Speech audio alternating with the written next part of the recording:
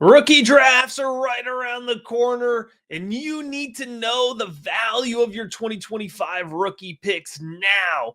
I'm going to break down a full rookie draft by ADP tier to give you the best idea of when you should be trading up, when you should be trading down, and I'm going to identify the best value picks in each tier. All right, here we go. We're going to break down a full rookie draft tier by tier to give you an idea of exactly the ADP ranges that you should be working in to get the most out of your rookie drafts, to win your rookie drafts. And the first tier is a very small one, folks. It's just one player. It is Ashton Genty. He is in a tier of his own. There's no use trying to manufacture any other argument here. In a super flex league, he is going to be 101, despite the fact that he's not a quarterback. Ashton Genty is going to come with 250 touch projection right away. There's really not any other argument to make, and we're not going to elongate this conversation. Where things do get interesting and where your rookie drafts are really going to vary league to league is who goes in what order in the next 5 picks. That next tier for me is 102 to 106. And I think that there's a variety of players here who all have high upside and come with a relatively good floor for the most part, except for one player. But the combination of guys here is going to be Omarion Hampton, the running back out of North Carolina, quarterback Cam Ward out of Miami, wide receiver Tatoria McMillan out of Arizona, wide receiver / defensive back Travis Hunter out of Colorado, and tight end Tyler Warren out of Penn State. So with the exception of Travis Hunter, all of these players are going to slot in immediate starter roles. Omarion Hampton, going to project somewhere around 225 touches. That's going to make a strong argument to be the 102. In a super flex league, Cam Ward very well may come off the board second. He's going to project right there in somewhere between quarterback 12 and quarterback 15, which for a rookie quarterback is a really strong projection. I feel like he's getting disregarded a little bit, but I have a high expectations for Cam Ward, who's most likely going to be leading the Tennessee Titans as a rookie. Tyler Warren, the tight end out of Penn State, probably the guy I've been getting the most questions on. When is too early to take Tyler Warren? I think anywhere in this range, you have an argument for him. It's a much stronger argument if there's a strong tight end premium to take him closer to 102. But depending on the league, he absolutely could come off the board before Hampton, before Travis Hunter, potentially even before Tatoria McMillan. But that's the guy who I want to highlight. I think that McMillan is going to walk away the best value from this range. Even if he goes 102, I think we're getting prospect fatigue with McMillan. He's an excellent player along the boundary. Folks, he can separate. There's no issues with separation. He's got great ball tracking ability. He wins before the catch point. If you ask why he's in a lot of contested catch situations, that's quarterback Noah Fafita. He underthrew him a lot, and McMillan showed the ball skills to be able to overcome that challenge. I think he's going to be a huge value in this range. He could slide to 103, 104, 105. I'm taking him with the 102 each and every time. He's an immediate impact player, should push for over 100 targets, 7, 8 touchdowns as a rookie. That is top 12 type numbers. He's going to be an immediate impact player.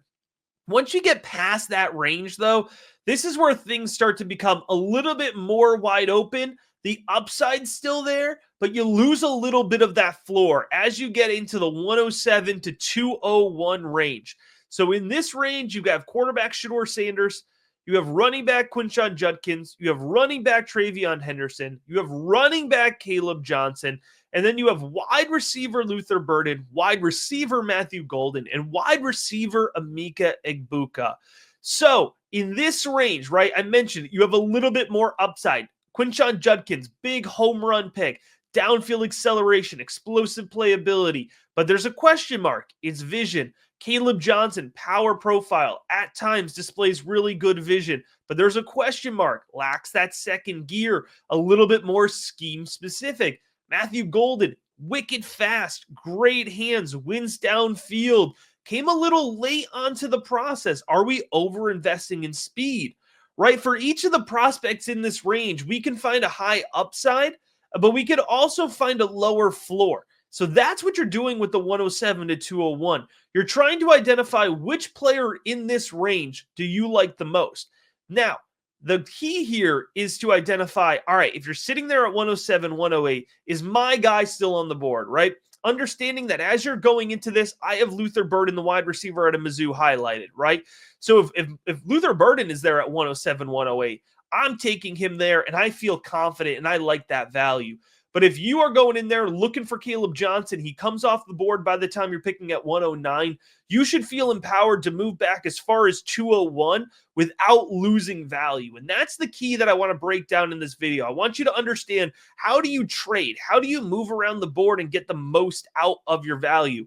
If you're sitting there at 112 and you're trying to trade up to 109, I don't think that you're going to get the most value out of that pick. You should sit. You should wait to see who's there for you, and then you should try to trade back within this tier. You should not be trading up within this tier, right? You're going to lose value that way.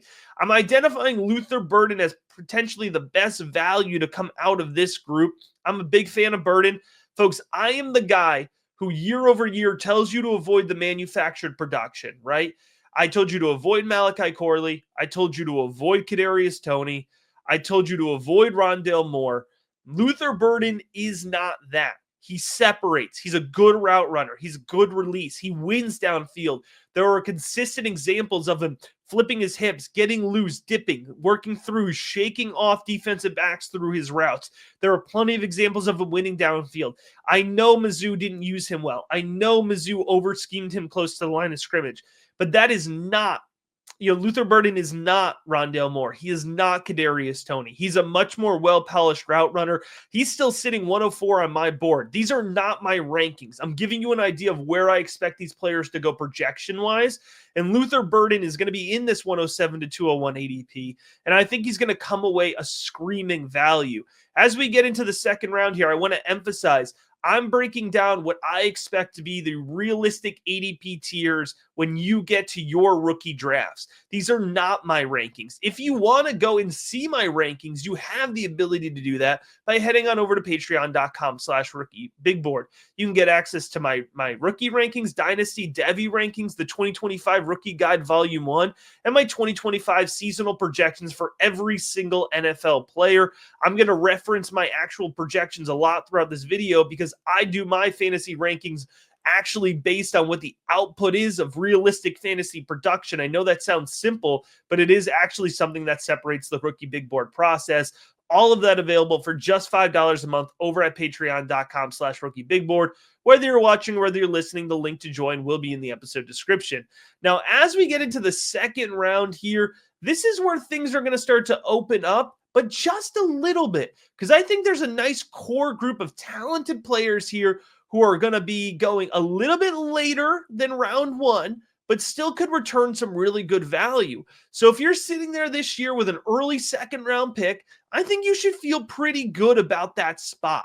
All right, so I have Colston Loveland, tight end, wide receiver Jalen Knoll, running back Devin Neal, running back Cam Scadaboo, and I'm going to sneak in quarterback Jackson Dart. He's much lower in my rankings, but we're always looking to push a quarterback up. Not me, but the consensus. A quarterback always gets pushed up.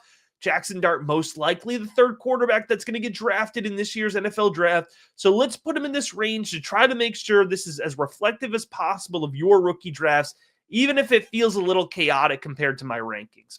Tight end Colston Loveland here. This is a really interesting pick. I like him a little bit more at the bottom of this range. So if you can get him 205, 206, I'm fine with it. I think he's got good athleticism, good hands. I think it's more likely in your drafts he's going to go at 202 or 203. I like running back Devin Neal. I like running back Cam Scadaboo. These are guys who, depending on your league, they could fall, more into the mid-second round, or you could even see them go off the board late first round. These are the my guy type dudes, more likely with Cam Scadaboo, but I think this range, 204, 205 is a more appropriate spot for him. The guy who I really like in this range is wide receiver Jalen Knoll. And I'm on record here. You could go watch the rookie profile or listen to the rookie profile on Jalen Noel. I think he could be a top 50 pick. I think he could be a first-round NFL draft pick. So at the end of the day, his ADP might be even higher. We might be talking about him the way we're going to talk about Matthew Golden or Emeka Egbuka. But at least for now, I think this is the realistic projection for him. Why do I like him so much? He's got excellent hands. He separates off the line of scrimmage. He's physically tough. He wins over the middle of the field. He's got versatility to be in the slot or play flanker. I think he's the type of guy who's going to get, 80 to 100 targets as a rookie. Maybe only has 5-6 touchdowns, but that's going to return really good value in the early second round of a rookie draft. That's what you're looking at here. Colston Loveland, probably scoring as a tight end 2, right? Tight end 13 to tight end 18.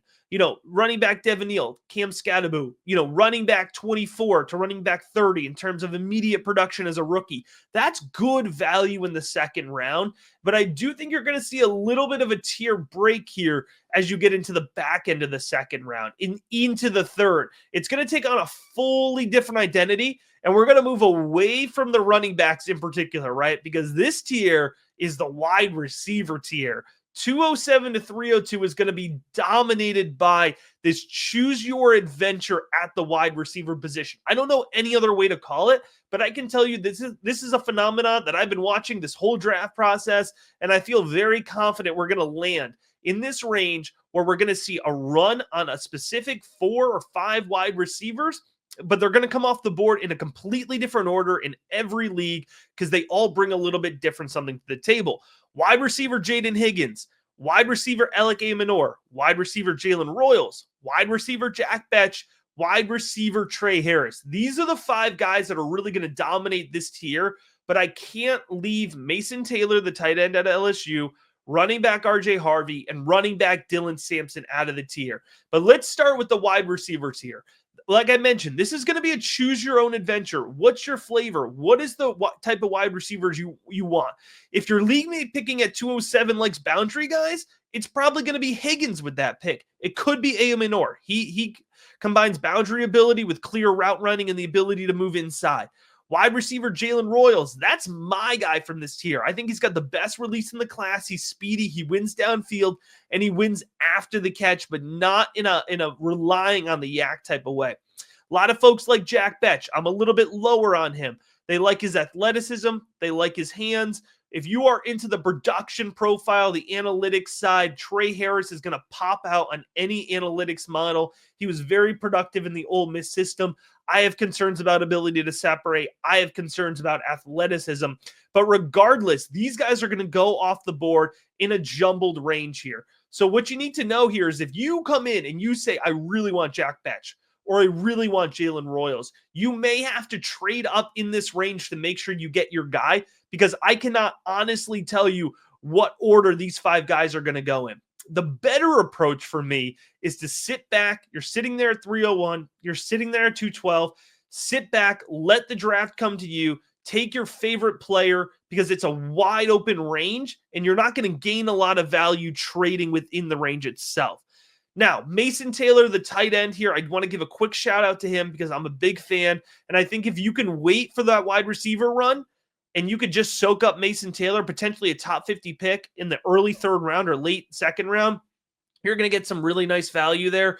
But I do want to highlight in particular running back RJ Harvey, who I think there's a good chance, because he's not going to be in the same running back tier as Devin Neal, Cam Scadaboo, or Judkins Henderson, right? We're showing these breaks in tier.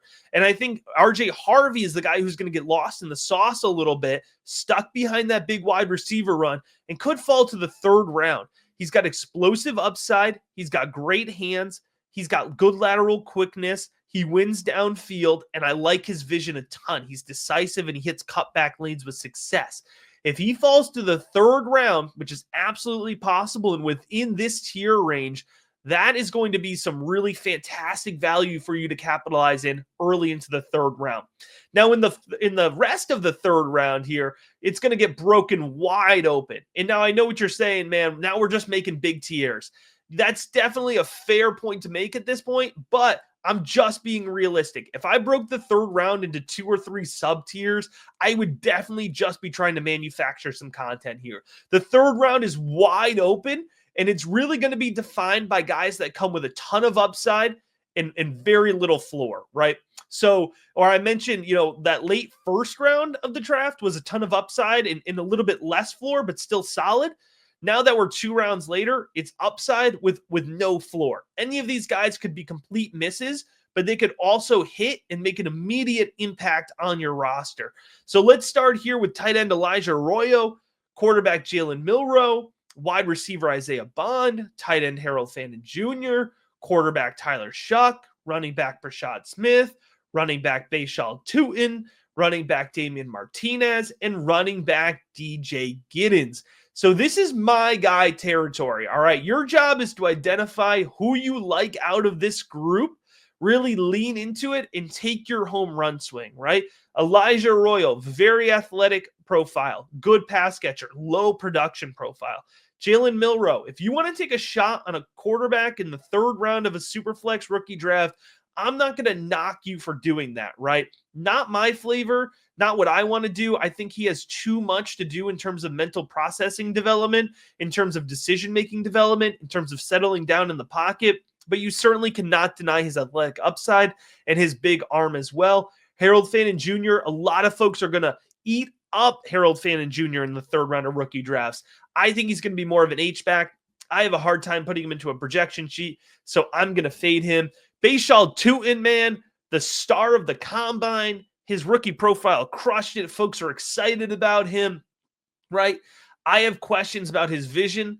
I think he needs to get behind a really good offensive line, and I don't think he's going to get the day 2 draft capital a lot of folks expect. So I do think he's going to land in this 3rd round range, but that combine performance in and of itself should really pull up his ADP. DJ Giddens, the analytics hero right now. Awesome production profile. I loved watching him live. Good lateral quickness. He's got some burst ability. He's got some explosiveness, but I have questions about his hands, and I also have seen too many drops on tape. So that's my concern there with DJ Giddens. Every player I've listed, though, they have upside, plenty of it, but a really low floor. The guys who I'm willing to push in on in this range, I'm going to identify 3 of them. Quarterback Tyler Shuck. I've been talking up quarterback Tyler Shuck as my quarterback for a little while now, a few months, and it seems like the consensus is starting to build on him. We've got chatter of him potentially being a top 50 NFL draft pick. At this point, I feel very confident projecting him as a day 2 draft pick. He's got a great arm. He's got great decision-making. He's got a good set of mechanics, good pocket presence. I'm a big fan of Tyler Shuck. If he ends up being a top 50 pick or even a day 2 pick, he could even go higher than this range. But at this point, this is where I feel comfortable and confident picking him in. Running back Brashad Smith, excellent, especially in PPR-heavy formats. He's a great pass catcher, but I think he's a decisive runner. He's got excellent cutback ability. He's got good vision in between the tackles. Brashad Smith is almost this year's Tyrone Tracy. Started off as a wide receiver, converted to running back, and those hands could serve him very well at the next level. And a very different style of runner, but valuable in his own way, is running back Damian Martinez out of Miami. Running back Damian Martinez has a power profile. He bangs between the tackles, wins in short yardage situations. When he can accumulate volume over time, he becomes a really effective player. And he's somebody who I do think will have the ability to draft in the 3rd round. What I'm going to tell you right now, folks, stock up those 3rd round picks. All right. If you could trade back, accumulate a couple 3s. If you're doing another trade and you could just get a 3rd round pick thrown in there, you want dart throws, because I mentioned there's plenty of upside in this range.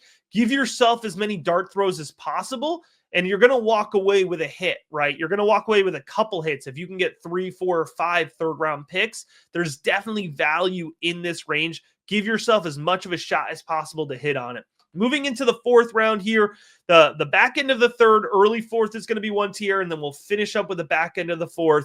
I think that there's a legitimate reason to break these up into 2 tiers, and we'll talk about why here. So starting at 312, we're going to go with running back LaQuint Allen out of Syracuse, running back Trevor Etienne out of Georgia, wide receiver Ty Felton out of Maryland, wide receiver Savion Williams out of TCU, wide receiver Xavier Restrepo out of Miami, wide receiver Kyle Williams out of Washington State, and then running back Jarquez Hunter out of Auburn. So these guys are separated a bit from the back end of the 4th round, because I'm going to call this the my guy tier. This is the my guy late tier. So I've identified players who I think your league mates are going to be in on, right? These are the guys who have different sleeper hypes. They have different contingencies of folks pushing them, and depending on the narratives and in the content that your league mates are consuming, they're going to be interested in different players here in this range.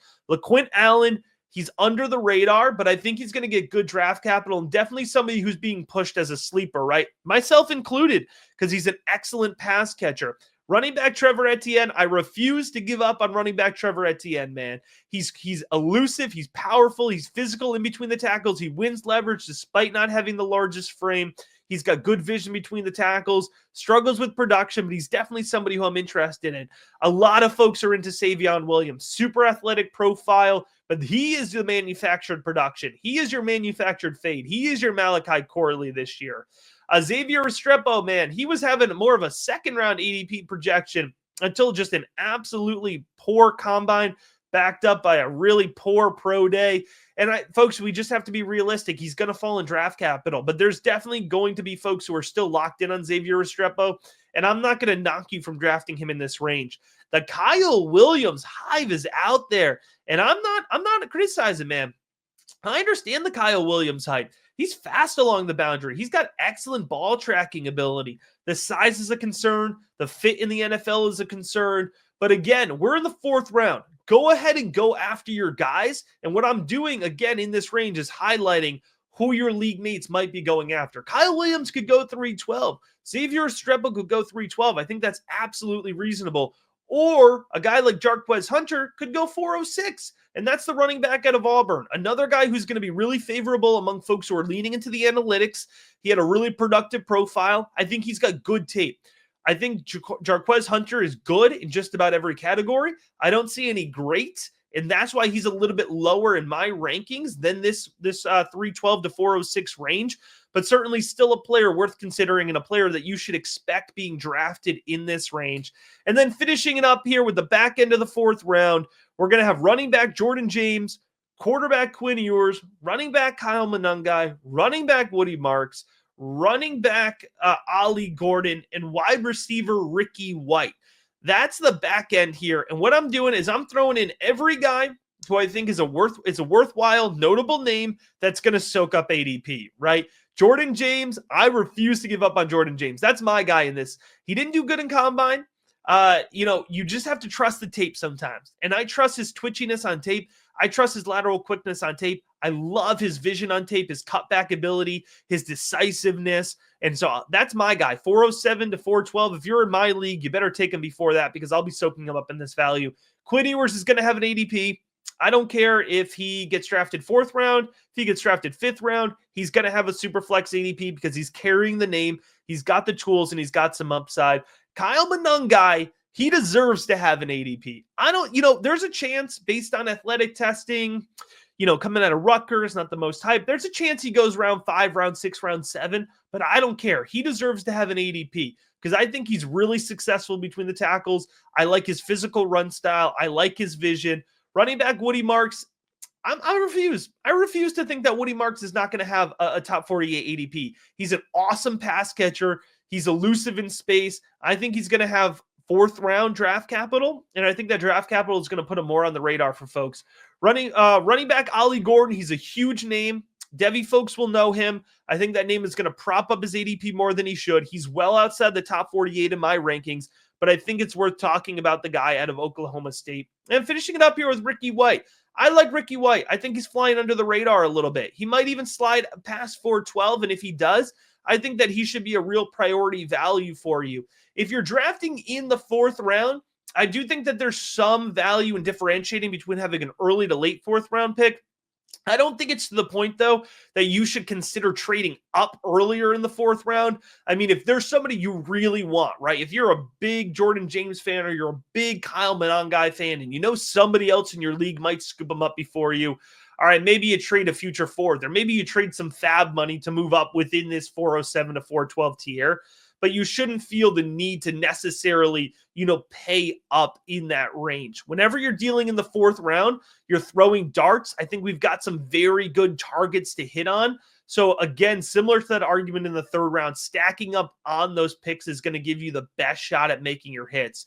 And that's what we're trying to do here throughout this whole process and everything we do at the Rookie Big Board. We're trying to help you win your rookie drafts. So I hope you found this breakdown worthwhile. I hope you found it valuable to get an idea of where those tier breaks are. And again, these are not tier breaks in my rankings. I'm reading into consensus mock draft data, what I'm seeing out there from Analyst Take, what I'm projecting forward, and trying to give you the best idea possible where those tier breaks are going to come through in terms of rookie superflex ADP. If you want more rankings, more insight into this class, the 2025 rookie guide, if you want to jump onto a one-on-one draft consultation call with me, all of that is available over at patreon.com/rookiebigboard. And the link to join will be in the episode description, whether you're watching or whether you're listening. We got a whole lot more rookie content coming your way, all the way up to the NFL draft, and a whole lot more coming out post NFL draft as well. All draft season long. We're going to be here at the Rookie Big Board with lots of rookie content.